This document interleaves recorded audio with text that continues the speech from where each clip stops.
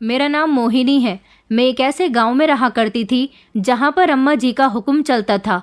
अम्मा जी हमारे गांव की एक ऐसी औरत थी जिसने शुरू से ही इस गांव में अपना दबदबा बनाकर रखा था। गांव के सारे ही लोग अम्मा जी से बहुत डरते थे। दरअसल कुछ सालों पहले इस गांव में सरपंच जी के फैसले को ही गांव के सारे लोग अपना फैसला मानते थे। सरपंच जी एक बहुत अच्छे और ईमानदार इंसान थे। ज्यादातर गांव में सरपंच के फैसले ही चलते थे, जो पंचायत में होने वाले फैसलों और गांव की देखरेख और देखभाल करते हैं। हमारे गांव में भी एक सरपंच जी थे जिनका फैसला गांव वालों के लिए पत्थर की लकीर होता था। अम्मा जी सरपंच जी की पत्नी थी। मरने से पहले सरपंच जी ने गांव की सारी जिम्मेदारियां अम्मा जी के हवाले कर दी थी और उन्होंने उनसे कहा था कि मेरे मरने के बाद तुम्हें गांव के हर एक इंसान के लिए अच्छा फैसला करना है। सरपंच जी अपनी पत्नी से बहुत प्यार करते थे। उन दोनों की कोई औलाद नहीं हुई थी, इसलिए अपनी पत्नी की जगह सरपंच जी किसी और को सरपंच नहीं बना सकते थे। यही वजह थी कि उन्होंने अपनी पत्नी को इस गांव की सरपंच बना दिया और गांव की सारी जिम्मेदारी अपनी पत्नी को सौंप दी, जिनको गांव के सारे ही लोग अम्मा जी कहकर पुकारा करते थे। फिर कुछ ऐसा हुआ कि वक्त गुजरने के साथ साथ अम्मा जी ने गांव के लोगों में धीरे धीरे अपना डर इस तरह बिठा दिया कि गांव के लोग अम्मा जी से डरने लगे थे।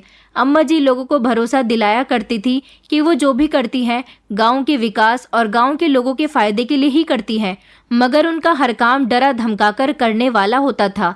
इस गांव में अम्मा जी के बहुत सारे चमचे थे जो सिर्फ अम्मा जी के ही गुण गाते थे। मैं अपने माता पिता की इकलौती बेटी थी। मेरे बूढ़े पिता इस गांव के किसान थे। बचपन से ही मेरे पिता ने मुझे बहुत प्यार किया था, लेकिन मेरी माँ को शुरू से ही बेटे की चाहत थी।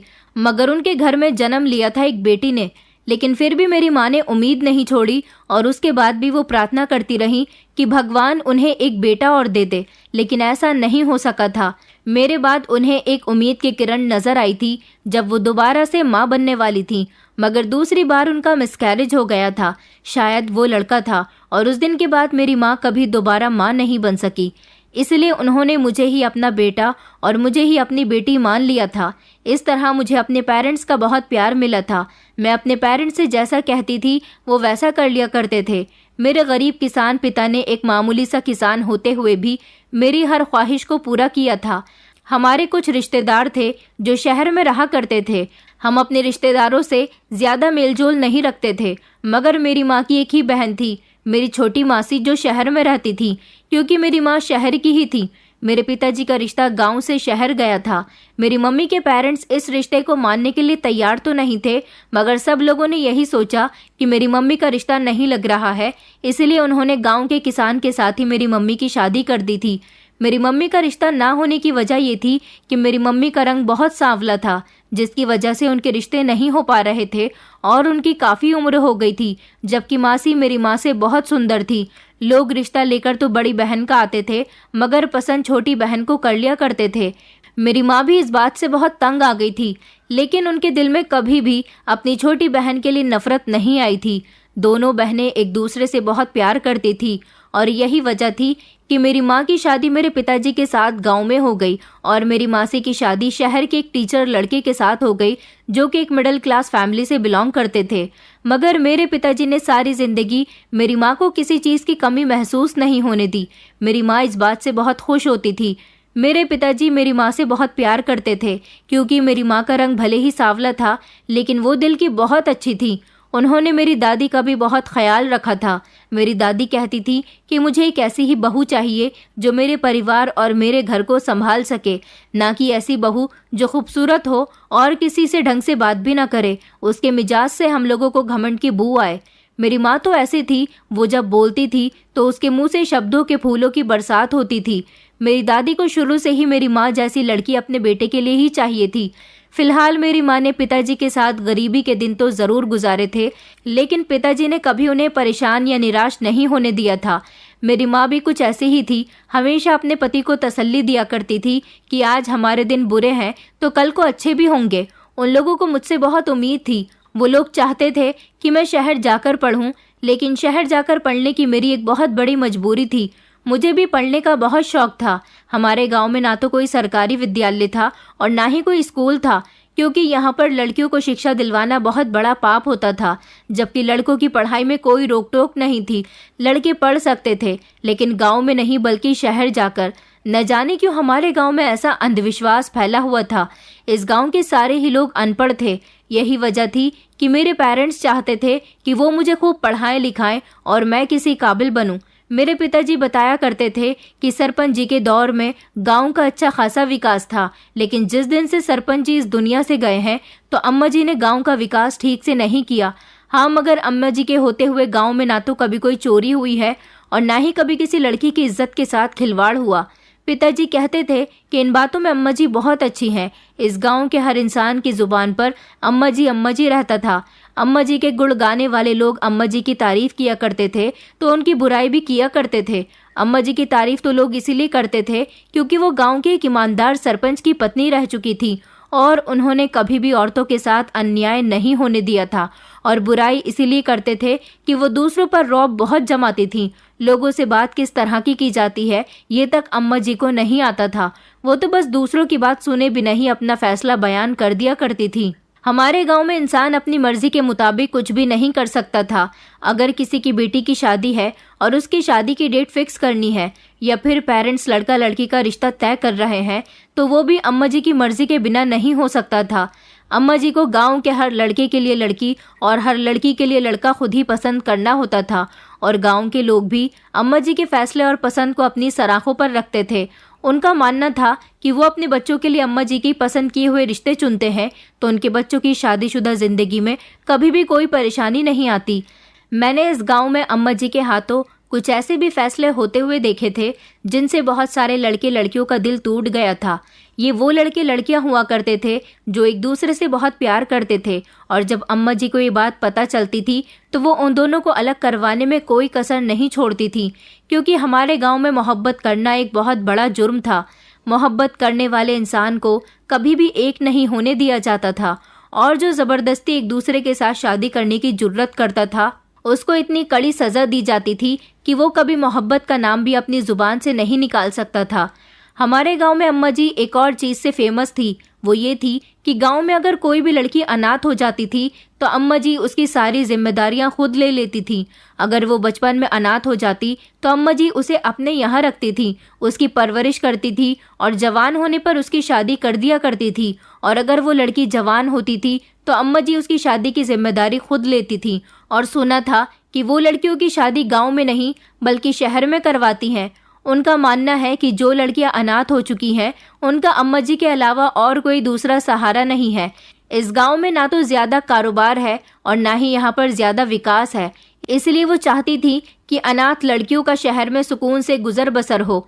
कभी कभी मैं भी सोचती थी कि अम्मा जी गांव के लोगों के साथ बड़ा ही अन्याय करती हैं, गांव में विकास नहीं करती और जो लड़कियां अनाथ हो जाती हैं उनकी जिंदगी संवारने के लिए उनको शहर में बिया देती हैं। फिलहाल मुझे इन बातों से कोई लेना देना नहीं था। मैं तो हमेशा यही सोचती रहती थी कि भगवान मेरे पेरेंट्स की इतनी लंबी उम्र कर दे कि वो मेरे बच्चों के बच्चे भी देख सकें, मेरे पेरेंट्स का साया कभी भी मेरे सर से ना उठे। गांव में अम्मा जी अगर किसी गली से भी गुजर जाती थी तो लोग जोर जोर से अम्मा जी जिंदाबाद के नारे लगाए करते थे। इस गांव में अगर किसी का बोलबाला था तो वो थी अम्मा जी। कई सालों पहले सरपंच जी के लिए भी लोग इसी तरह से नारेबाजी किया करते थे, मगर सरपंच जी को ये सब कुछ पसंद नहीं था। सरपंच जी लोगों के घरों में जाकर उनकी समस्याओं का हल निकाला करते थे, उनकी समस्याओं को तसल्ली से सुना करते थे, उनकी परेशानियों को जहां तक होता था दूर करने की कोशिश करते थे। लेकिन अम्मा जी ने तो अपने दौर में कुछ भी नहीं किया था, बस अनाथ लड़कियों से उन्हें बड़ी मोहब्बत थी। वो अनाथ लड़कियों की सारी जिम्मेदारी उठाने के लिए तैयार रहती थी। गांव के लोग अम्मा जी के इस काम से बहुत खुश होते थे, क्योंकि गांव के सारे ही लोग गरीब थे। अगर कोई लड़की अनाथ हो जाती थी तो उसकी जिम्मेदारी कोई और नहीं ले सकता था। यही वजह थी कि अम्मा जी उन लड़कियों की जिम्मेदारी उनकी शादी करने तक निभाया करती थी। गांव में मेरी एक दोस्त थी जिसका नाम तनु था। मुझे तनु बहुत पसंद थी। हम दोनों शुरू से ही एक दूसरे की बहुत अच्छी फ्रेंड्स रहे थे। तनु का घर हमारे घर के पड़ोस वाला ही था। तनु के पिता की मौत उस समय हुई थी जब तनु की उम्र 16 साल थी और उसके छोटे भाई की उम्र 5 साल थी। तनु की माँ खेतों में जाकर काम किया करती थी। बेचारी बड़ी मुश्किल से जिंदगी गुजार रही थी, क्योंकि उसकी माँ भी बीमार रहती थी और अपने बच्चों के लिए बीमारी की हालत में भी काम किया करती थी ताकि अपना और अपने बच्चों का पेट पाल सके। मगर मैं इन मामलों में बहुत भाग्यशाली थी। मेरे पिता भले ही किसान थे, लेकिन वो अपनी बेटी की वजह से बहुत मेहनत किया करते थे। मेरे पिता मुझे चोरी चुपके पढ़ा रहे थे। ये बात गांव में कोई नहीं जानता था, सिर्फ तनु के अलावा, क्योंकि वो मेरी बहुत अच्छी दोस्त थी और मैं उससे अपनी हर बात शेयर किया करती थी। दरअसल जब मैं छोटी थी तब मैं कभी कभी शहर अपनी मासी के घर चली जाया करती थी। मेरी मासी के घर जाना मुझे बहुत पसंद था, क्योंकि मेरी मासी मुझे बहुत प्यार करती थी और कई बार जब वो हमसे मिलने के लिए हमारे गांव आती थी और कुछ दिन गुजारकर हमारे गांव से शहर जाती थी, तब भी मैं उनके साथ साथ चली जाती थी। उनकी एक बेटी थी जो मेरी अच्छी दोस्त बन गई थी और 2 बेटे भी थे जिनके साथ में बचपन से ही बहुत घुली मिली थी। मुझे बचपन से ही अपनी मासी के घर जाने का, शहर का माहौल देखने का बड़ा ही शौक था। मेरी मासी के बच्चे स्कूल जाया करते थे। जब मैं बचपन में मासी के बच्चों को स्कूल जाता हुआ देखती थी तो मेरे मन में भी उनको देख देख कर पढ़ने की चाहत जागती थी और घर आने के बाद मैं अपने पिताजी से जिद किया करती थी कि मुझे भी स्कूल जाकर पढ़ना है, अपने मासी के बच्चों की तरह। तो पिताजी को तभी से ही मुझे पढ़ाने का लगाव जाग उठा था। उन्होंने सोच लिया था जब उनकी बेटी को भी पढ़ने का शौक है तो वो अपनी बेटी को पढ़ा लिखा कर कामयाब क्यों ना बनाए। वो इस गांव में रहकर तो अपनी बेटी को पढ़ा नहीं सकते थे, इसीलिए पिताजी मुझे जल्दी जल्दी मासी के घर भेजते रहते थे। शहर में ही उन्होंने मेरा एडमिशन करवा दिया था। मैं जल्दी जल्दी मासी के घर चली जाती थी और वहां से स्कूल जाकर अपनी पढ़ाई करती थी। गांव वालों को मेरी माँ कह दिया करती थी कि मेरी बेटी मेरी बहन के घर जाती है। कई बार तो तनु की माँ को भी इस बात का शक हुआ था कि मैं इतनी जल्दी जल्दी अपनी मासी के घर लंबे लंबे समय के लिए क्यों जाती हूँ, मगर तनु ने भी अपनी माँ से ये बात छुपाई थी, क्योंकि वो जानती थी कि अगर धोखे से भी किसी को ये बात पता चल गई कि मेरे पिताजी मुझे शहर मेरी मासी के घर तो भेजते ही हैं, मगर वहीं से ही मैं अपनी शिक्षा भी पूरी कर रही हूँ, तो ये बात किसी से बर्दाश्त नहीं होती और वो लोग मेरे पिताजी के खिलाफ कोई ना कोई गलत एक्शन जरूर उठाते। और अम्मा जी तो ना जाने मेरे परिवार का क्या हाल करती। पिताजी ने कहा था कि जब हमारी बेटी पढ़ लिख कर कामयाब हो जाएगी तो हम लोग अपने गांव का ये मकान बेचकर शहर में ही परमानेंट शिफ्ट हो जाएंगे और फिर हमारी बेटी अपना कोई बिजनेस स्टार्ट कर लेगी। इस तरह हमारी बेटी का भी सपना पूरा हो जाएगा और हमारा भी। मैं बहुत खुश थी कि इस गांव में रहते हुए भी मेरे पिता की सोच बहुत अच्छी थी। फिलहाल मेरी पढ़ाई अभी भी जारी थी। मेरा इंटर कंप्लीट हो गया था और अब मेरा एडमिशन कॉलेज में हो गया था। पहले तो मैं पूरा हफ्ता अपनी मासी के घर रहती थी और जब सैटरडे आता था तो मैं सैटरडे के दिन स्कूल से आने के बाद गांव आ जाती थी और फिर संडे की रात को दोबारा से मासी के घर चली जाती थी। काफी वक्त इसी तरह से गुजर गया था। हमारे गांव में अभी तक इस बारे में किसी को भनक तक नहीं लगी थी कि शहर में मेरी पढ़ाई हो रही है। वक्त इसी तरह से गुजरता जा रहा था। मैं अब कॉलेज जाने लगी थी। जब मेरी कॉलेज में काफी सारे लड़के और लड़कियों के साथ दोस्ती हो गई थी। उनमें एक लड़का ऐसा भी था जिससे मेरी दोस्ती सबसे ज्यादा गहरी थी। वो लड़का मेरे कॉलेज में ही पढ़ता था। उससे मेरी इतनी अच्छी दोस्ती हो गई थी कि मैंने उसे अपने बारे में सब कुछ बता दिया था कि मैं इस शहर में नहीं रहती, जबकि मैं तो एक ऐसे गांव में रहती हूँ जहाँ पर अम्मा जी की हुकूमत चलती है। मैंने उसको अम्मा जी के बारे में सब कुछ बताया हुआ था कि किस तरह अम्मा जी गांव के हर फैसले लेती हैं। गांव का हर इंसान अपनी मर्जी के मुताबिक नहीं, बल्कि अम्मा जी की मर्जी के मुताबिक जिंदगी गुजार रहा है। और जब गांव में कोई लड़की अनाथ हो जाती है तो अनाथ होते ही उस लड़की को अम्मा जी के दरबार में भेज दिया जाता है।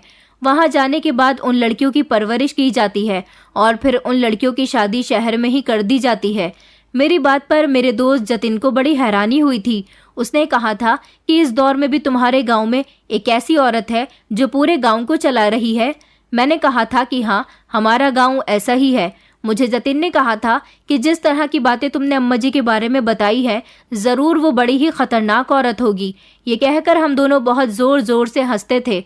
जतिन और मेरी दोस्ती के बारे में मैंने अपने घर और मासी के घर किसी को भी नहीं बताया था। जब मैं गांव आती थी तो जतिन के बारे में तनु को बताया करती थी। तनु मुझसे कहती थी कि तुम बहुत भाग्यशाली हो जिसे शहर का दोस्त मिल गया। यहाँ पर तो हमारे अलावा मेरा कोई दोस्त भी नहीं है। तुम शहर में जाकर पढ़ाई भी करती हो और तुमने दोस्त भी बनाए हुए हैं। तुम बहुत खुशनसीब हो। मैं तो चाहती हूँ कि मेरी किस्मत भी तुम्हारी तरह हो जाए। वो बार बार यही दुआएं करती थी, मगर बेचारी तनु ये नहीं जानती थी कि उसकी किस्मत मेरे जैसी नहीं, बल्कि उसकी किस्मत तो बहुत ही खराब होने वाली है। अब मैं कॉलेज सिर्फ तभी जाती थी जब मुझे कोई असाइनमेंट तैयार करना होता था या फिर मेरे एग्जाम्स होते थे, क्योंकि अब मैं बीकॉम कर रही थी और मुझे कभी कभी ही शहर जाना होता था। मैं 15 दिन में या 1 महीने में 2-3 दिन के लिए मासी के घर चली जाया करती थी और वहीं से कॉलेज जाकर अपना काम निपटा लिया करती थी। उन दिनों मैं मासी के घर पर ही थी जब मुझे खबर मिली कि तनु की मम्मी की मौत हो गई है। तनु की मम्मी की मौत के बारे में सुनकर मैं फौरन ही गांव आ गई थी। मैंने देखा था कि तनु की मां की मौत पर उसके भाई और तनु की हालत रो रो कर बुरी हो गई है। मैं तनु को बहुत तसल्ली दे रही थी कि तुम परेशान नहीं हो, सब कुछ ठीक हो जाएगा। तनु कहने लगी कि मेरे माता पिता का साया मेरे सर से उठ गया, अब मैं अपनी जिंदगी किस तरह से गुजारूंगी। तनु की मां का भी अंतिम संस्कार नहीं हुआ था, क्योंकि अभी अंतिम संस्कार करने का समय नहीं हुआ था। लेकिन अंतिम संस्कार से कुछ समय पहले ही अम्मा जी आई और तनु को तसल्ली देने लगी। उन्होंने तनु से कहा कि तुम्हें परेशान होने की कोई ज़रूरत नहीं है, हम तुम्हारा ख्याल रखेंगे, तुम्हें अपने दरबार में पनाह देंगे, तुम्हारी शहर में शादी भी करवाएंगे। तनु उनकी बात सुनकर तसल्लीमंद हो गई थी, मगर मेरा मानना था कि तनु अभी अनाथ नहीं थी। उसके माता पिता ही तो उसको इस दुनिया से छोड़कर चले गए थे, अभी उसका भाई तो उसके साथ था। तनु पूरी तरह से अकेली नहीं थी, वो दोनों भाई बहन एक दूसरे का ख्याल अच्छी तरह से रख सकते थे। तो फिर अम्मा जी को तनु को अपने यहाँ लेकर जाने की क्या ज़रूरत थी। तनु की माँ का अंतिम संस्कार हो गया। अभी उसकी माँ की चिता ठंडी भी नहीं हुई थी कि अम्मा जी कहने लगी कि चलो तनु, हमारे साथ गाड़ी में बैठकर हमारे दरबार चलो। तनु रोने लगी और कहने लगी कि अम्मा जी, मैं अकेली नहीं हूँ, मेरा भाई अभी जिंदा है, मुझे अपने भाई का ख्याल रखना है, मैं आपके साथ नहीं जा सकती। तनु की इस बात पर अम्मा जी ने उसे बड़ी अजीब सी नज़रों से देखा था। हम लोग भी वहीं पर थे जब गांव की कुछ औरतों ने कहा कि अरे पगली, तू ये किस तरह की बातें कर रही है, अगर तू अम्मा जी के साथ नहीं गई तो तेरा जीवन व्यर्थ हो जाएगा। अनाथ लड़कियों को दुनिया वाले बड़ी अजीब नज़रों से देखते हैं। अम्मा जी तुझे अपने दरबार में जगह देंगी, तेरी शादी करवाएंगी, तुझे खुश रखेंगी। न जाने गाँव की कितनी लड़कियां हैं जो शहर में अपनी शादी करने के बाद सुखी रह रही है। ऐसा सिर्फ अम्मा जी की वजह से संभव हो सका है। ये तेरा भाई है, मगर है तो उम्र में तुझसे छोटा ही, तू सारी जिंदगी अपना और इसका कैसे गुजारा करेगी। तभी तनु का भाई कहने लगा कि मैं काम किया करूंगा, मैं अपनी दीदी का सहारा बनूंगा, मैं दीदी को कहीं नहीं जाने दूंगा। अम्मा जी ने अपने आदमियों को इशारा किया, उन्होंने तनु के भाई को पकड़ लिया। तनु का भाई जोर जोर से रोने लगा था। उसने कहा कि मेरी दीदी कहीं नहीं जाएंगी, मैं अपनी दीदी के बिना घर में अकेला कैसे रहूंगा। अम्मा जी कहने लगी कि देखो लड़की, हम इस गांव की किसी भी लड़की के साथ कुछ गलत नहीं होने दे सकते। जिन लड़कियों के माता पिता नहीं होते उन लड़कियों को खुली तिजोरी समझा जाता है। उन लड़कियों की इज्जत भी जल्द ही खराब हो जाती है, क्योंकि उनकी रखवाली करने वाले उनके माता पिता तो इस दुनिया से चले गए। तनु कहने लगी, मगर अम्मा जी, मेरा भाई तो मेरा रखवाला है, मैं अपने भाई को छोड़कर कैसे जा सकती हूँ। अम्मा जी और गांव वालों ने तनु से बहुत जिद की। मैं जानती थी कि तनु का अम्मा जी के साथ जाने का मन नहीं है, इसलिए मैं तनु के साथ खड़ी हुई थी और मैंने कहा था कि अम्मा जी, मेरी माँ तनु को अपनी बेटी बनाकर उसकी परवरिश कर लेंगी। अम्मा जी कहने लगी कि ऐसा नहीं होता, कोई किसी का साथ नहीं देता। इस लड़की को लगता है कि इसका भाई इसका साथ देगा। जब वो जवान होगा, उसकी शादी हो जाएगी, तो वो अपनी बहन को अपनी पत्नी के आगे कुछ भी नहीं समझेगा। मैंने दुनिया देखी हुई है, मैं इस समाज के हर इंसान को अच्छी तरह से जानती हूँ। ये समाज बेसहारा और अनाथ लड़कियों पर बहुत जुल्म करता है। अभी इस लड़की का गरम घाव है, इसलिए ये सोच विचार नहीं कर पा रही, मगर हम इसे सोच विचार करने का समय नहीं देंगे, क्योंकि हम नहीं चाहते कि हमारे गांव की अनाथ लड़की की जिंदगी खराब हो जाए। अम्मा जी ने अपने साथ लाई हुई 2 औरतों को तनु को गाड़ी में बिठाने का इशारा किया और वो जबरदस्ती तनु को गाड़ी में बिठाकर ले गई थी, जबकि मैंने और तनु के भाई ने उन्हें रोकने की बहुत कोशिश की थी। जब हम लोग घर आ गए तो मुझे मेरी माँ से बहुत डांट पड़ी थी। माँ ने कहा था कि तुम्हें क्या ज़रूरत थी अम्मा जी के आगे इतनी बातें करने की, अगर वो तनु को ले गई हैं तो जाने दो। तुम नहीं जानती कि अम्मा जी को अगर उन्हें गुस्सा आ जाता है तो वो ना जाने तुम्हारे साथ क्या करती। आज तक इस गांव में अम्मा जी के खिलाफ कोई भी नहीं बोल सका, हर कोई अम्मा जी के फैसले का मान सम्मान करता है। मैंने माँ से कहा था, माँ आपको क्या हो गया है। तनु उनके साथ नहीं जाना चाहती थी, इसलिए मैं उसकी तरफ से बोल रही थी। माँ कहने लगी कि तुम्हें कोई ज़रूरत नहीं है किसी की भी तरफ से बोलने की, तुम अपनी ज़िंदगी पर ध्यान दो। मैं खामोश तो हो गई थी, मगर ना जाने क्यों मुझे तनु का वही रोता हुआ चेहरा बार बार याद आ रहा था जब तनु अम्मा जी के साथ नहीं जाना चाहती थी। तनु के भाई की हालत भी रो रो कर बुरी हो गई थी। मैं उसके भाई को खाना देकर आ जाती थी। जब मैं शहर जाती थी तो मेरे पीछे मेरी माँ उसका ख्याल रख लिया करती थी। तनु का भाई पूरी तरह से अकेला हो गया था और वो बेचारा अकेले रहते रहते दिन ब दिन भी बेहाल होता जा रहा था। मुझे उसके भाई की बहुत परवाह थी।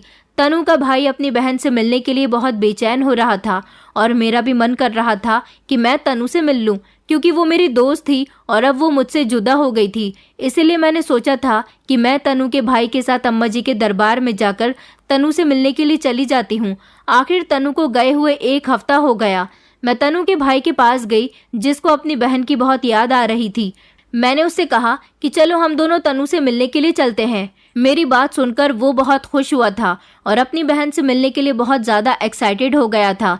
मैंने इस बारे में अपने घर में किसी को भी नहीं बताया था, क्योंकि मैं जानती थी कि अगर माँ या पिताजी को इस बारे में पता चल गया कि मैं तनु से मिलने के लिए अम्मा जी के दरबार जा रही हूँ तो वो लोग मुझे कभी भी नहीं जाने देंगे, क्योंकि आज से पहले ऐसा कभी नहीं हुआ। जो लड़की अम्मा जी के दरबार में गई हैं उन लड़कियों से किसी को भी मिलने की परमिशन नहीं दी जाती। मगर मैंने सोच लिया था कि मैं तनु के भाई की खातिर अम्मा जी के पैरों में गिर जाऊंगी और कहूंगी कि बस 5 मिनट के लिए हमें तनु से मिलने दे, हम उसको देख लें, उससे बात कर लें और फिर हम लोग 5 मिनट पूरे होते ही वहां से चले जाएंगे। मैं तनु के भाई को लेकर अम्मा जी के घर के लिए रवाना हो गई थी। अम्मा जी का दरबार हमारे घर से काफ़ी दूर था। हम लोग पैदल ही वहां पर गए थे। हम लोग जैसे ही वहां पर पहुंचे तो हमने देखा कि अम्मा जी का दरबार तो बहुत बड़ा था। हम पहली बार यहाँ पर आए थे। हम दरबार के अंदर जाने लगे तो वहीं पर अम्मा जी के 2 सेवकों ने हमें रोक लिया और कहने लगे कि तुम कौन हो और कहाँ से आए हो। तो मैंने उनको बताया कि हम इसी गाँव में रहते हैं। पिछले हफ्ते जो लड़की आई थी हम उससे मिलना चाहते हैं। उन दोनों सेवकों को हमारी बात सुनकर बड़ी हैरानी हुई थी। उन्होंने कहा, क्या तुम लोग नहीं जानते कि यहाँ पर बिना अम्मा जी की इजाज़त के अंदर कोई नहीं जा सकता। मैंने कहा, हाँ भैया, आप अम्मा जी के पास जाओ और उनसे कहो कि हम तनु से मिलने के लिए आए हैं और वो हमें उससे मिलने की परमिशन दे दें। हम तनु से सिर्फ 5 मिनट मिलकर चले जाएंगे। मगर उन दोनों सेवकों ने हमारी कोई बात नहीं सुनी और हमें धक्के मारकर वहाँ से निकाल दिया। कुछ देर तक तो हम दरबार के बाहर ही खड़े रहे थे, मगर थोड़ी देर के बाद दोबारा से मैंने देखा कि जब सेवकों का ध्यान दरबार के गेट पर नहीं है तो मैं जल्दी से तनु के भाई का हाथ पकड़कर चोरी चुपके दरबार के अंदर घुस गई थी। उन दोनों सेवकों ने देखा ही नहीं था कि हम दोनों कब दरबार के अंदर घुस गए। हम लोगों ने अंदर जाकर देखा तो अंदर बहुत सारी नौकरानियां काम कर रही थी। ये हवेली टाइप बनी हुई थी और बहुत बड़ी सी हवेली थी। यहाँ पर एक तरफ छोटे छोटे कमरे बने हुए थे। इन कमरों में कौन रहता था ये बात तो मैंने नहीं देखी थी, मगर इन कमरों में बैठी हुई 2-3 लड़कियों पर मेरी नज़र गई थी, जिनकी हालत बहुत बुरी थी। न जाने ये लड़कियां यहाँ ऐसे क्यों बैठी हुई थी। हमने सोचा इन्हीं में से किसी कमरे में तनु भी होगी, इसलिए हम हर कमरे में झांक कर देख रहे थे। तनु का भाई कहने लगा कि दीदी, कहीं ऐसा ना हो कि हम लोग यहाँ आने के बाद फंस जाएं। मैंने तनु के भाई को कहा था कि चुप करो सोनू, ऐसा कुछ नहीं होगा। हम यहाँ पर कोई गलत काम नहीं करने आए, बल्कि अपनी तनु से मिलने के लिए आए हैं। तनु को ढूंढते ढूंढते हम थक गए थे। काफ़ी देर तक हमने इस दरबार के चारों तरफ चक्कर लगा लिए थे जहाँ पर ये कमरे बने हुए थे। हम दरबार के अंदर नहीं जा सकते थे क्योंकि दरबार के अंदर बहुत सख्त पहरा था। हम जानते थे कि दरवाजे पर खड़े हुए सेवकों की तरह अंदर भी हमें कोई जाने नहीं देगा। हम निराश होकर वहाँ से लौटने ही वाले थे कि तभी सामने की तरफ से तनु भागती हुई आई और झट से अपने भाई के गले लगकर फूट फूट कर रोने लगी। फिर उसका ध्यान मेरी तरफ गया तो वो मेरे भी गले लगी और कहने लगी कि तुम दोनों यहाँ पर क्यों आए हो। हमने कहा कि हम तुमसे मिलने के लिए आए हैं, हमें तुम्हारी याद आ रही थी। तनु की हालत बहुत ज़्यादा ख़राब हो रही थी, उसके शरीर पर चोटों के निशान थे। मैंने तनु से कहा कि तुम्हारी ये हालत कैसी हुई है। तनु कहने लगी कि मोहिनी, तुम्हें यहाँ नहीं आना चाहिए था। ये जगह जवान लड़कियों के लिए बिल्कुल भी ठीक नहीं है। मोहिनी, तुम यहाँ से चली जाओ, तुम मेरी परवाह मत करो। तनु को देखकर ऐसा लगता था जैसे वो यहाँ की कैदी है और ना जाने कब से वो यहाँ पर रह रही है। ऐसा लगता था जैसे तनु से ज़बरदस्ती कोई काम करवाया जा रहा है और उसके साथ मारपीट भी की जा रही है। मैं इसके आगे तनु से कुछ और बातचीत करती, इतनी ही देर में 2 नौकरानियां आईं और जबरदस्ती उन्होंने तनु का हाथ पकड़ा और उसे खचेड़ते हुए ले जाने लगी। मैं और सोनू तनु को आवाज देते रह गए, मगर वो तनु को लेकर वहां से जा चुकी थी और उन्होंने आवाज लगाकर 2-3 सेवकों को भी बुला लिया था और उनसे कहने लगी कि ये दोनों यहाँ दरबार के अंदर कैसे आए, इन्हें यहाँ से ले जाओ। तभी 2-3 आदमी आए और उन्होंने हम दोनों को पकड़कर दरबार से धक्के मारकर निकाल दिया और ये भी कहा कि आज के बाद अम्मा जी के दरबार में कदम रखने की ज़रूरत नहीं है जब तक अम्मा जी की इजाज़त न हो। यहाँ पर अम्मा जी की इजाज़त के बिना कोई भी नहीं आता। हम लोग वहाँ से तो आ गए थे, मगर ना जाने क्यों तनु की खराब हालत और उसका रोता हुआ चेहरा बार बार मेरी आंखों के सामने घूम रहा था। हम लोगों को घर पहुँचने में लगभग 1 घंटा लग गया था। मेरी माँ मुझसे बार बार सवाल करने लगी कि तुम कहाँ गई थी, मगर मैंने अपनी माँ को कुछ भी नहीं बताया। सोनू भी रोते हुए अपने घर में चला गया था। उस बेचारे को तो उसकी बहन के होते हुए भी पूरी तरह से अकेला कर दिया गया था। सारी रात इसी बेचैनी ने मुझे सोने तक नहीं दिया था। मैं यही सोच रही थी कि ज़रूर दरबार के अंदर तनु के साथ कुछ न कुछ गलत किया जा रहा है, तभी तो उसकी हालत इतनी ख़राब हो रही थी, वरना वो ऐसी नहीं थी जैसी हालत में मैंने उसे आज देखा था। 2-3 दिन गुजर गए थे जब मुझे शहर जाना था, क्योंकि अब मेरे एग्ज़ाम्स का टाइम आ गया था और मुझे पूरे 1 हफ्ते के लिए एग्ज़ाम देने शहर जाना था। उस 1 हफ्ते में मेरे 2 एग्ज़ाम्स थे, इसलिए मुझे मासी के घर पर रहना था। मैं मासी के घर भी गई तो मेरे बिहेवियर में काफ़ी सारे चेंजेस थे। मेरा ऐसा खामोश बिहेवियर देखकर मासी भी सोच में पड़ गई थी और वहाँ पर सभी लोग मुझसे पूछ रहे थे कि तुम्हें क्या हो गया है, तुम इतनी खामोश क्यों रहती हो। मगर मैंने किसी को भी कुछ नहीं बताया था। लेकिन जब मैं कॉलेज में खामोश बैठी हुई थी तो मुझे खामोश और परेशान देखकर जतिन ने जब ये सवाल किया तो ना जाने क्यों मैंने जतिन के सामने सब कुछ बता दिया। मैंने उसे बताया कि तनु की कंडीशन बहुत ख़राब थी। मैं तनु की वजह से परेशान हूँ, क्योंकि मैं तनु के भाई सोनू को अपने साथ अम्मा जी के दरबार में उससे मिलने के लिए चली गई थी। मेरी बात सुनकर जतिन ने कहा कि तुम्हें इतना बड़ा कदम अकेले नहीं उठाना चाहिए था। तनु का भाई तो बच्चा है, मगर तुम जवान हो, तुम्हारे साथ वहाँ कुछ भी हो सकता था। तुमने जिस तरह मुझे बताया है उस हिसाब से तो मुझे यही लगता है कि तुम्हारे गांव की अम्मा जी बड़ी खतरनाक औरत है। भले ही वो अनाथ लड़कियों की मदद करती है, मगर मेरा दिल नहीं मानता कि वो एक अच्छी औरत है। मैंने जतिन से कहा था कि नहीं, अम्मा जी अच्छी औरत है। उन्होंने कभी भी औरतों के साथ गांव में कुछ गलत नहीं होने दिया। हर औरत उनकी तारीफ करती है। अम्मा जी के होते हुए किसी की हिम्मत नहीं हुई कि वो हमारे गांव की औरतें या बेटियों को कोई नज़र उठाकर भी देख सके। जतिन कहने लगा कि चलो अच्छी बात है, भगवान करे कि ऐसा ही हो, लेकिन तुम तनु के लिए परेशान मत हो सकता है उसकी तबीयत ठीक ना हो। जतिन की बात मुझे एक तरह से ठीक भी लगी थी। मैंने सोचा ऐसा भी तो हो सकता है कि तनु की तबीयत ठीक नहीं हो, इसीलिए उसे किसी से मिलने नहीं दिया जा रहा हो, और फिर मैं इस तरह अपनी पढ़ाई पर ध्यान देने लगी थी। ये 1 हफ्ता भी पूरा होने वाला था। अब की बार मेरा आना 15 दिन के बाद होता, क्योंकि मेरे बाकी के एग्ज़ाम्स के डेट 15 दिन के बाद की थी। इस दौरान जतिन ने मुझे प्रपोज कर दिया था। उसने कहा था कि वो मुझसे बहुत प्यार करता है और वो चाहता है कि पढ़ाई कंप्लीट होने के बाद उसकी जॉब लग जाए, और जैसे ही जॉब लगे तो वो मुझसे शादी कर लेगा। उसने कहा था कि इस दौरान मैं चाहता हूँ कि मैं अपना रिश्ता तुम्हारे घर भेज दूँ ताकि तुम्हारी और मेरी मंगनी हो सके। जतिन कहने लगा, अगर मैं लव मैरिज करूँगा तो मेरे घर वालों को कोई एतराज़ नहीं होगा। मैंने जतिन को बताया कि हमारे गांव में मोहब्बत से शादी नहीं होती, तो जतिन कहने लगा कि तुम्हारे गांव में ये बात किसी को पता नहीं चलेगी कि हम दोनों एक दूसरे से मोहब्बत करते हैं। मैंने जतिन से कहा, मगर हमारे गांव की लड़कियों के लिए लड़का अम्मा जी ही पसंद करती हैं और लड़कों के लिए भी अम्मा जी ही लड़कियों को पसंद करती हैं। ये बात सुनकर जतिन जोर जोर से हंसने लगा था। वो कहने लगा, आखिर ये किस तरह का डिसीजन है जो पेरेंट्स को लेना चाहिए लेकिन गांव की सरपंच लेती है।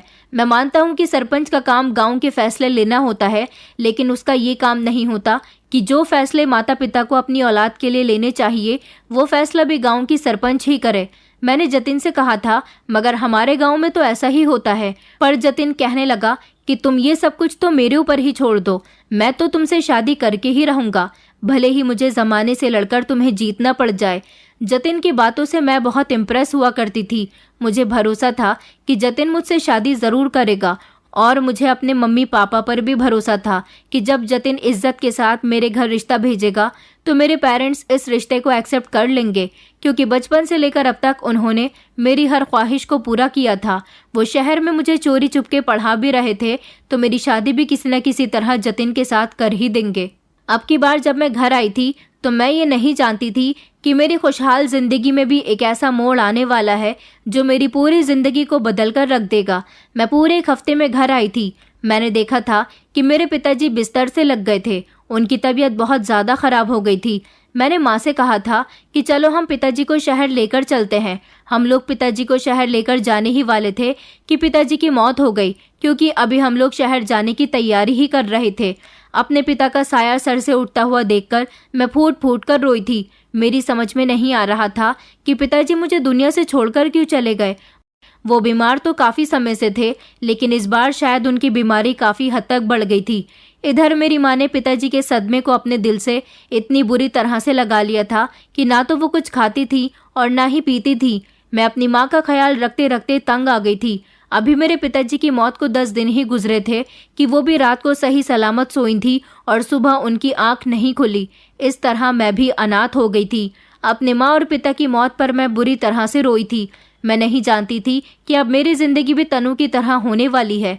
तनु के पिता तो पहले ही जा चुके थे, उसकी तो अभी माँ की मौत हुई थी, मगर मेरा सदमा ज्यादा बड़ा था। मैंने एक साथ कुछ ही दिनों में अपनी माँ और अपने पिता दोनों को ही खो दिया था और मैं घर में पूरी तरह से अकेली हो गई थी।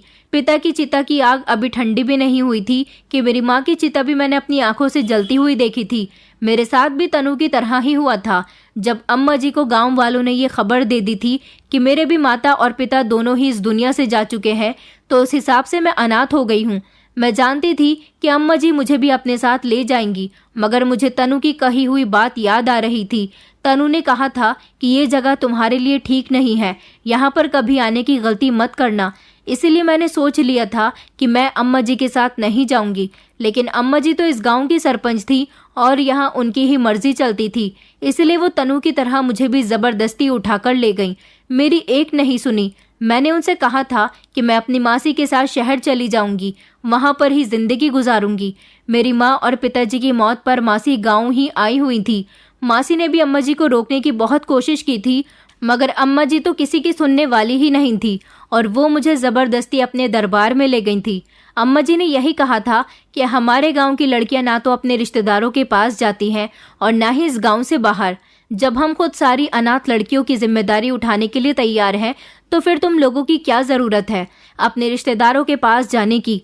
मुझे इस तरह से दरबार के अंदर लाया गया था जैसे मैं अम्मा जी के दरबार में नहीं बल्कि कोई कैदी हूँ और मुझे जेल में डाला जा रहा है। मुझे एक ऐसे कमरे में बंद कर दिया गया था जिसमें पूरी तरह से अंधेरा था। दिन के ही समय मुझे इस कमरे में बंद कर दिया गया था।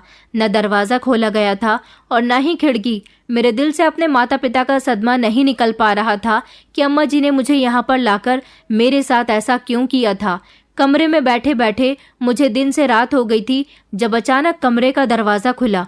मैं बहुत घबरा गई थी कि रात को कमरे के अंदर कौन आया है। मुझे लगा कि कोई नौकरानी होगी, मगर रात के अंधेरे में कुछ मर्द कमरे के अंदर आए थे और उन्होंने मुझे आकर पकड़ लिया।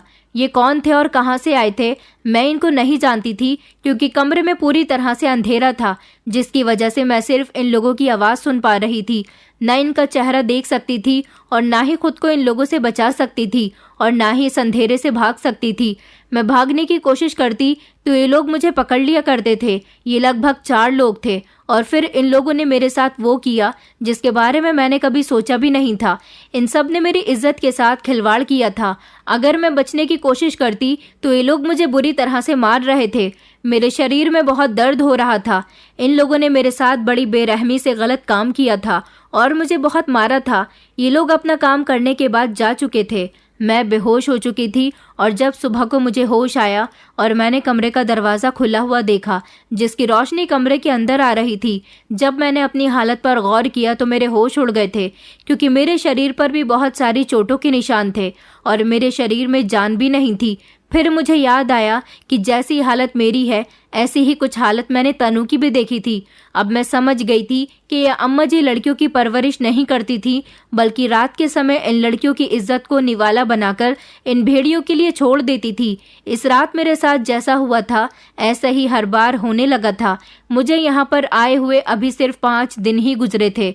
मैंने सुना था कि यहाँ पर आने वाली अनाथ लड़कियों के आगे पीछे कोई नहीं होता, इसलिए कोई उनसे यहाँ पर ना तो मिलने के लिए आता है और ना ही उनकी कोई खैर खबर लेता है। इसी बात का फायदा उठाते हुए अम्मा जी अनाथ लड़कियों की इज्जत उन मर्दों से खराब करवाती हैं जो पैसे देकर औरत की हवस को लूटना पसंद करते हैं। इस तरह अम्मा जी खूब सारा पैसा कमा रही थी। जब लड़कियों को यहाँ पर रहते हुए 4 या 5 महीने गुजर जाते हैं और वो पुरानी हो जाती हैं तो उन्हीं लड़कियों को शहर सप्लाई कर दिया जाता है। शहर में भी उन लड़कियों को अमीर लोगों के हवाले कर दिया जाता है। वो लड़कियां बिक जाती थीं और अम्मा जी गांव के लोगों को बताती थी कि मैंने उन लड़कियों की शादी शहर में कर दी है। दरअसल अम्मा जी लड़कियों की शादी शहर में नहीं करती थी, बल्कि उन्हें गलत तरीके से बेच दिया करती थी। यही अम्मा जी का बिजनेस था। उसने लोगों का भरोसा इसी तरह से जीत रखा था और उसने गांव में दबदबा बनाया हुआ था कि कोई भी इंसान किसी भी लड़की की इज्जत खराब न करे। दरबार की लड़कियों की इज्जत खराब करने वाले मर्द गांव के नहीं होते थे, बल्कि शहर से बुलाए जाते थे, जो अम्मा जी को एक एक रात के ढेर सारे पैसे देकर जाते थे। अब मैं अम्मा जी का सारा खेल समझ गई थी, मगर मैं इस जुल्म के खिलाफ आवाज नहीं उठा सकती थी, क्योंकि अम्मा जी मेरा भी अच्छी तरह से फायदा उठा रही थी। मैं चाहती थी कि अम्मा जी को सजा मिले, मगर ऐसा होना नामुमकिन था। मेरी मदद करने वाला कोई भी नहीं था। मुझे इस दौरान जतिन की बहुत याद आती थी। मैं दिन रात रोती रहती थी और जतिन को याद करती रहती थी, जो मुझे प्यार करता था। उसे तो पता भी नहीं होगा कि मेरे साथ क्या क्या हुआ है, मगर फिर कुछ दिन गुजरने के बाद भगवान ने मेरी प्रार्थना सुन ली थी, जब मैंने एक दिन जतिन को यहाँ पर सेवक के रूप में देखा। हम लड़कियों को एक टाइम का खाना मिलता था, जो कि हम सब लोग अपने अपने कमरों में खाते थे, लेकिन बाहर की ताज़ी हवा खाने के लिए, जिससे हम जिंदा रह सकें, उसके लिए हमें कमरों से बाहर निकलकर दरबार के अंदर ही अंदर टहलना होता था। इस दौरान मेरी मुलाकात कई बार तनु से भी हुई थी। तनु को भी जब सारी बात पता चली तो उसे बहुत अफसोस हुआ था कि मेरे माता पिता भी इस दुनिया से जा चुके हैं, और जैसा तनु के साथ और गांव की बाकी लड़कियों के साथ हो रहा है, ऐसा अब मेरे साथ भी हो रहा था। तभी मैंने जतिन को भी देखा था, और फिर जतिन एक बार मेरे कमरे में मुझे खाना देने के बहाने से आया था। उसने मुझे बताया कि वो यहाँ तक कैसे पहुँचा। जतिन ने मुझे बताया कि जब तुम कॉलेज में एग्जाम देने नहीं पहुंची तो मैं तुम्हारी मासी के घर गया था। वहां जाकर मुझे इन्फॉर्मेशन मिली कि तुम्हारे मम्मी पापा इस दुनिया से जा चुके हैं और अब तुम कॉलेज नहीं आओगी, और तुम्हें भी अम्मा जी के दरबार में भेज दिया गया है। मैं तभी समझ गया था कि ज़रूर तुम्हारे साथ कुछ गलत हो रहा होगा, क्योंकि तुमने तो मुझे अम्मा जी के बारे में सब कुछ बताया हुआ था। इसलिए मैंने अम्मा जी के बारे में सारी जांच पड़ताल निकाली, क्योंकि मैं तुम तक तभी पहुंच सकता था जब तक मैं अम्मा जी का सेवक नहीं बन जाता। इसीलिए मैंने अपना रूप बदल लिया और गांव वालों के गेटअप में आ गया। अम्मा जी को यकीन दिलाया कि मैं इस गांव का ही हूँ। मैं अम्मा जी के पैरों में गिर गया और उनसे कहा कि अम्मा जी, मुझे नौकरी दे दो, मैं बहुत गरीब हूँ, यहाँ पर आपकी सेवा करूँगा। आप जो काम बताओगी मैं वो सारे ही काम किया करूँगा। अम्मा जी मुझे नहीं जानती थी कि मैं यहाँ पर पैसों के लिए नहीं, बल्कि तुम्हारी तलाश करने के लिए आया हूँ। मैंने सोच लिया था कि मैं तुम्हें इस अम्मा जी के चंगुल से निकाल कर ही रहूंगा। जिस समय मेरी जतिन से बात हो रही थी, ये आधी रात का समय था। जतिन कहने लगा कि मैं यहाँ पर बड़ी मुश्किल से तुम तक पहुँचा हूँ, तुम अभी और इसी वक्त मेरे साथ चलो। मैं जानता हूँ कि यहाँ पर तुम्हारे और बाकी लड़कियों के साथ क्या किया जाता है। कुछ दिन गुजरने वाले हैं, जो लड़कियां बहुत पुरानी हो गई हैं उन लड़कियों को शहर में सप्लाई कर दिया जाएगा। मैं नहीं चाहता कि तुम्हें भी सप्लाई कर दिया जाए। मैं तुम्हें खोना नहीं चाहता, मैं तुम्हें बचाना चाहता हूँ। मेरे साथ अभी भाग चलो। मैंने यहाँ से भागने का सारा बंदोबस्त कर लिया है, क्योंकि मैंने यहाँ के हर रास्ते की जांच पड़ताल कर ली है। जतिन मेरा हाथ पकड़कर मुझे ले जाने लगा। तभी मैंने अपने कदम जमीन पर जमा लिए। जतिन को देखकर मैं खुश तो बहुत हुई थी। मैं जानती थी कि मुझे कैसे भी करके जतिन बचा लेगा। अब मुझे यहाँ डरने की कोई ज़रूरत नहीं है, लेकिन मैं जतिन के साथ नहीं जाना चाहती थी। मैंने जतिन से कहा कि मैं तुम्हारे साथ नहीं जाऊंगी, तो जतिन कहने लगा कि तुम ये कैसी बातें कर रही हो, तुम्हें यहाँ से चलना ही होगा। हम लोग शहर चलेंगे, यहाँ से भागकर दूर चले जाएंगे और वहाँ जाकर अपनी जिंदगी गुजारेंगे। इस तरह तुम भी सही सलामत जिंदगी गुजार सकोगी। तुम जानती हो कि यहाँ आने वाली लड़कियों के साथ बहुत बुरा होता है, कुछ लड़कियों को तो मारा भी गया है। मैंने जतिन से कहा कि मैं सब कुछ जानती हूँ, अगर मैं तुम्हारे साथ यहाँ से भाग गई तो सिर्फ मेरी और तुम्हारी जिंदगी ठीक हो जाएगी, मगर उन लड़कियों का क्या होगा जो यहाँ पर फंसी हुई हैं। ये लड़कियाँ इसी गांव की नहीं बल्कि आस पड़ोस के गांव की भी है, जिन पर अम्मा जी का रौब चलता है और अम्मा जी ने दूसरे गांव के लोगों को भी अपनी मुट्ठी में कर रखा है और वो लड़कियों को उन दरिंदों की हवस पूरी करने के लिए छोड़ देती हैं जो अम्मा जी को पैसे देते हैं। पैसे अम्मा जी की जेब में जाते हैं और इन अनाथ लड़कियों की जिंदगी बर्बाद हो जाती है। मैं चाहती हूँ कि हम किसी भी तरह अम्मा जी का सारा राज गांव वालों के सामने लेकर आएं, बल्कि पूरी दुनिया के सामने लेकर आएं। अम्मा जी का ये गैर कानूनी काम बंद होना चाहिए। अम्मा जी को पुलिस के हवाले करना चाहिए, उसको उसके किए की सजा दिलवानी चाहिए। जतिन कहने लगा, क्या ऐसा कैसे पॉसिबल हो सकता है? तुम नहीं जानती कि अम्मा जी बहुत ही खतरनाक औरत है। मैं भी बड़ी मुश्किल के बाद यहाँ तुमसे मिलने पहुँचा हूँ। मैंने जतिन से कहा कि जतिन, हमें इन सब लड़कियों को बचाना होगा।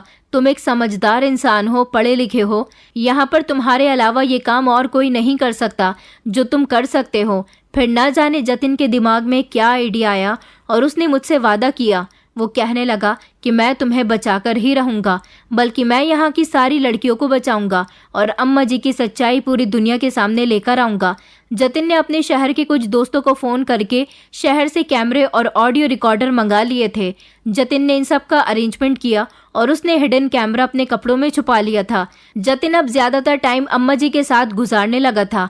अम्मा जी को जतिन पर बाकी के सेवकों की तरह भरोसा हो गया था और जतिन ने उस समय की भी वीडियो बना ली थी जिस समय लड़कियों के साथ गलत काम होते थे। जतिन रात के समय कमरे से बाहर उन मर्दों की वीडियो बनाया करता था जो अम्मा जी को उस समय पैसे दे रहे होते थे और अम्मा जी उन लोगों से लड़कियों के बारे में बातें कर रही होती थी। दरबार की भी वीडियो बना ली गई थी जहां पर ढेर सारी लड़कियां रहती थी, उनके साथ मारपीट होती थी, उनके साथ जबरदस्ती की जाती थी और वो सारी ही वीडियो बनाने के बाद जतिन ने उसके शहर के एक दोस्त को सेंड कर दी थी। जतिन के दोस्त ने इस वीडियो को न्यूज़ चैनल पर चलाया था। जतिन का दोस्त एक न्यूज़ रिपोर्टर था और फिर उसके बाद ये न्यूज़ पूरे सोशल मीडिया और टीवी चैनल्स पर धूम मचा चुकी थी। ये खबर जब लोगों को पता चलने लगी कि गांव की एक सरपंच जिसको अम्मा जी कहा जाता है, वो लड़कियों को अनाथ होने के बाद उनकी जिम्मेदारी नहीं लेती बल्कि उनका गलत फायदा उठाती है, उनके साथ गलत व्यवहार होता है, उन सारी लड़कियों को मर्दों के हवाले छोड़ दिया जाता है। ऐसा इसलिए होता है क्योंकि लड़कियों के आगे पीछे कोई नहीं होता और गांव में आज तक किसी की इतनी मजाल नहीं हुई कि कोई भी अम्मा जी के खिलाफ जा सके। सोशल मीडिया में तो हमारे गांव की खूब बदनामी हुई थी और अम्मा जी की भी खूब बदनामी हो रही थी। अम्मा जी आग बबूला हो गई थी कि आखिर किसकी इतनी हिम्मत हुई जिसने यहाँ से वीडियो बनाकर वायरल की है। हमारे गांव में पुलिस आई, बहुत सारे मीडिया कर्मी भी आ गए। पुलिस ने अम्मा जी को अरेस्ट कर लिया था, उसके दरबार में छापा मारा गया था। वहां पर जब सारी लड़कियों से पूछताछ की गई तो सारी ही लड़कियों ने अम्मा जी को ही दोषी ठहराया था और सब कुछ बता दिया था। इस तरह गांव वालों का गुस्सा बढ़ गया था। जब गांव वालों को अम्मा जी की हकीकत पता चली तो उन लोगों ने अम्मा जी को मारने की कोशिश की थी, मगर पुलिस ने कहा था कि अब ये केस हमारे हाथ में आ गया है, हम अम्मा जी को सजा देंगे। अम्मा जी ने अपने पैसे और रुतबे से पुलिस वालों को खरीदने की कोशिश की थी, मगर ये खबर पूरी दुनिया में आग की तरह फैल चुकी थी, इसलिए अम्मा जी को चाहकर भी किसी की मदद नहीं मिल सकती थी। अम्मा जी चारों तरफ से घिर चुकी थी। अम्मा जी के दरबार से जितनी भी लड़कियां बरामद हुई थी उन्होंने अम्मा जी के खिलाफ बयान देकर उन्हें जेल में डलवा दिया था। इस तरह अम्मा जी जेल पहुंच गईं। वहां की सारी लड़कियां आज़ाद हो गईं, मगर जो लड़कियां शहर में बिक चुकी थी उन लड़कियों का कुछ पता नहीं चला। गांव का माहौल अब तो पूरी तरह से बदल चुका है। मैं भी जतिन के साथ आ गई थी। जतिन मुझे शहर लेकर आ गया और फिर उसने मेरे साथ शादी कर ली थी। उसने मुझे एक्सेप्ट भी कर लिया। तनु भी रिहा होकर अपने भाई के पास चली गई थी और ना जाने ऐसी कितनी लड़कियां थीं जो ना जाने कब से अम्मा जी के पास कैद थीं। अब सब कुछ बिल्कुल ठीक हो गया। हमारे गांव में अब किसी भी सरपंच का कानून नहीं चलता, बल्कि वहां पर पुलिस व्यवस्था की गई है और पुलिस अपने हिसाब से गांव व्यवस्था को संभाल रही है। मैं जतिन के साथ बहुत खुश हूँ। हमारे गांव के हालात अब पहले से काफ़ी बेहतर हो चुके हैं। वहां पर स्कूल, अस्पताल, पुलिस स्टेशन, बैंक खुलवाए गए। गांव वालों के लिए जितना हो सका उनकी मदद की गई। मैं जतिन के साथ शहर आ गई हूँ, मगर मैं जल्दी जल्दी जतिन के साथ गांव भी जाती रहती हूँ ताकि अपने गांव वालों का प्यार पा सकूं। क्योंकि गांव वालों को जब ये बात पता चली कि ये सब कुछ मेरे और जतिन की वजह से हुआ है, तो गांव वालों ने मुझे बहुत प्यार किया था और कहा था कि हर बेटी को पढ़ाना चाहिए और हर बेटी को हिम्मत से लड़ना चाहिए। उसकी सोच होनी चाहिए कि वो अंधविश्वास के खिलाफ और आरोप के खिलाफ लड़ सके, जो पढ़ा लिखा हो और दूसरों का भला चाहता हो। वरना आज तक गांव में किसी की भी इतनी हिम्मत नहीं थी जो अम्मा जी के खिलाफ आवाज़ भी उठा सकता और उनको सज़ा दिलवा सकता। ऐसा सिर्फ मेरी सोच की वजह से पॉसिबल हो सका था। दोस्तों, उम्मीद करती हूँ आपको हमारी कहानी पसंद आई होगी। कहानी पसंद आई है तो वीडियो को लाइक करें, चैनल पर नए हैं तो चैनल को सब्सक्राइब करें और हाँ, नोटिफिकेशन बेल को ज़रूर दबाएं ताकि अगली अपडेट सबसे पहले आपको मिले।